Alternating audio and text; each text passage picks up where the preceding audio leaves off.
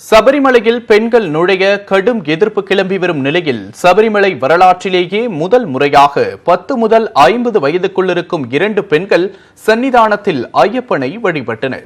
சபரிமலை ஐயப்பனை தரிசிக்க ஆண்களைப் போலவே பெண்களுக்கும் உரிமை உள்ளது என உச்சநீதிமன்றம் தீர்ப்பளித்த பின்னர் சபரிமலை செல்ல பல பெண்கள் முயற்சிகளை மேற்கொண்டு வந்தனர்.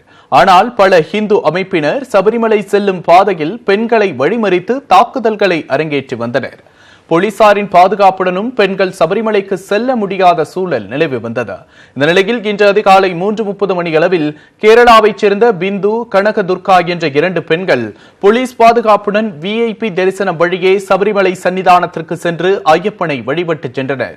இந்த வீடியோ காட்சிகள் வாட்ஸ்அப்பில் பரவி வருகின்றன.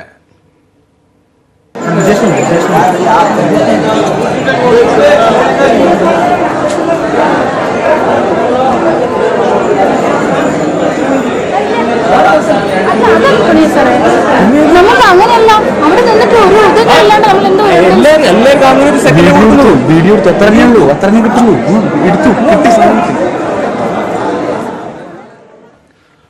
சபரிமலையில் 18 படியேறி செல்லாமல் விஐபி தரிசனம் வழியாக சென்று சபரிமலை ஐயப்பனை வழிபட்டதாக 2 பெண்களும் தெரிவித்துள்ளனர்.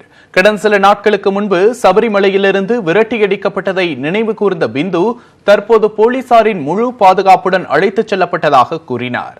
நள்ளிரவு சுமார் 1:30 மணியளவில் பம்பையிலிருந்து புறப்பட்டு சுமார் 3:30 மணியளவில் சபரிமலையில் ஐயப்பனை வழிபட்டதாக பிந்து தெரிவித்தார்.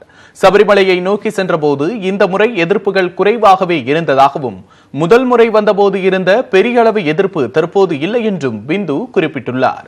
இதனிடையே கனகதுர்காவின் இல்லத்திற்கு போலீஸ் பாதுகாப்பு போடப்பட்டுள்ளது. பெண்கள் கோவிலுக்குள் சென்றதை அடுத்து சபரிமலை சன்னிதானம் மூடப்பட்டிருக்கிறது. சபரிமலை ஐயப்பன் சந்நிதியில் 2 இளம் பெண்கள் நுழைந்ததை அடுத்து சன்னிதானத்தை புனிதப்படுத்தும் பணிகள் மேற்கொள்ளப்பட்டன. இன்று அதிகாலை 3:30 மணியளவில் கேரளாவைச் சேர்ந்த பிந்து, கனகதுர்கா என்ற 2 பெண்கள் போலீஸ் பாதுகாப்புடன் சன்னிதானம் சென்றனர். 2 பெண்கள் நுழைந்ததை அடுத்து கோவிலின் புனிதம் சிதைக்கப்பட்டதாக கூறி நடை சாத்தப்பட்டது. தந்திரி தலைமையில் பரிகார பூஜைகள் மற்றும் சுத்தி கலசம் செய்யப்பட்டது. பரிகார பூஜைகளுக்கு பின்னர் நடை திறக்கப்பட்டது. இதனிடையே நடை சாத்தப்பட்டது உச்சநீதிமன்ற தீர்ப்புக்கு எதிரானது என கேரள அமைச்சர் கொடியேறி பாலகிருஷ்ணன் விமர்சித்துள்ளார்.